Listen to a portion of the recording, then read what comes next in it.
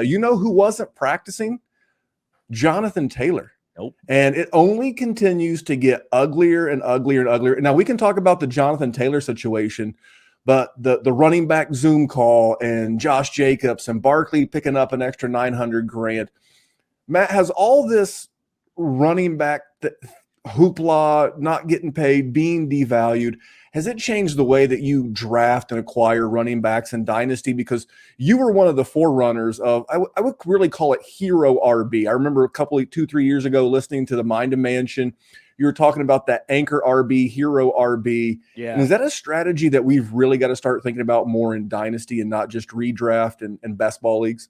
Yeah, so the book is the Dynasty Dominator book, and we talk about hero RB a lot in that. And I do like I like to spend up for at least one running back in Dynasty, because you can't just go to the waiver wire and stream running backs. Like zero RB is not really a thing. But the overall running back valuations on Player Profile are starting to come down a little bit, and it's look what's happening right now with a Breece Hall.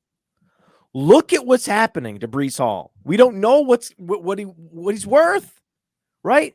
And when it's a receiver, who it's one thing to be team agnostic. Like I try to be team situation agnostic as much as I can with receivers because their quarterback can change. They can go out and draft Bryce Young, right? Receivers, you can give them that a little bit more benefit of the doubt with their situation.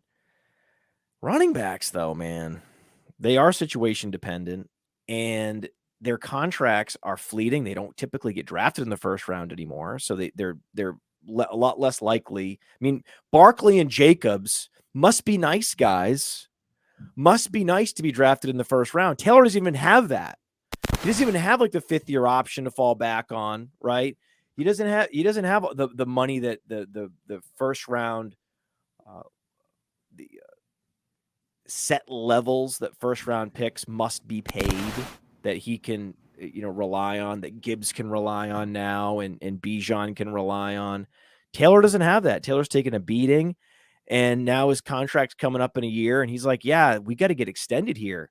Like, I'm not gonna have a lame duck season. What are you guys doing to me?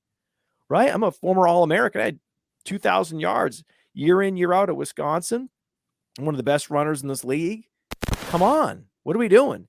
And the fact that now his agent is warring with the owner, the key equity holder for the Colts, it's not good, man. It's not good for the overall long-term value of the running back position in the league. The more these running backs turn over, the less stable their team situations are, the lower their dynasty value is going to be. It's not going to be crazy low. We're already valuing the guys that were, in their first 4 years on their rookie deal much higher than other running backs. But man, so how we have a couple of years before Bijan's going to be in a situation already. I can tell that Breece Hall is not happy. Is Breece Hall's agent going to come out and start to,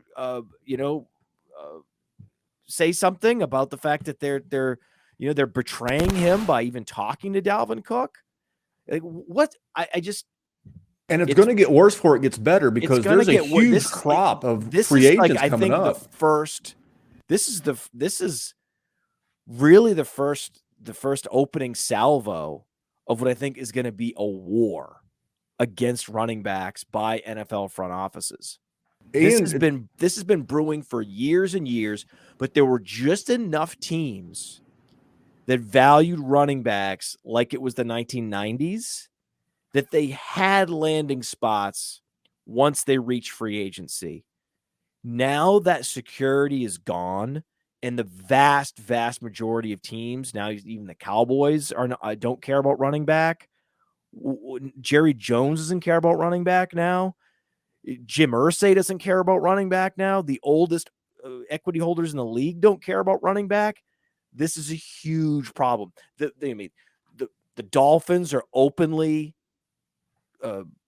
spending nothing on the running back position, ignoring and it, proud of it, right? And just flirting with Dalvin Cook, but just He's Well, we've seen this in the NBA. they're really they're happy to bid up the Dalvin Cooks and be on the other side of the agents sort of bid to convince the team they're not negotiating with themselves. No. The Dolphins are in this too. Don't worry, the Dolphins want him. The Dolphins like, yeah, we want him. Yeah. You should pay more for him. Yeah, you shouldn't let us get him. Yeah. Don't let us get Dalvin Cook. We really want it. He's a great fit for our system. We really care about him. We really want him over here. And they're let him pay for it. We don't give a shit about running back. So it's gonna be a problem if this position is suddenly super expendable around the league, and these guys are bouncing all around. It's not good for dynasty valuation. It's gonna be much harder to value these guys for more than a year or two. And that's going to bring down their lifetime values because their lifetime value ratings on Player Profiler are 3 years out, right? They're factoring in discounted valuations out to 3 years. And we may have to say with running backs, we're not doing it. Hey, you like that video? Be sure to subscribe and activate those alerts so you get notified as soon as new videos drop. And be sure to check out playerprofiler.com. We have all the tools for you to dominate every type of fantasy league. We have a draft kit, Dynasty Deluxe, data analysis, DFS Dominator, and don't forget the player rankings to rule them all.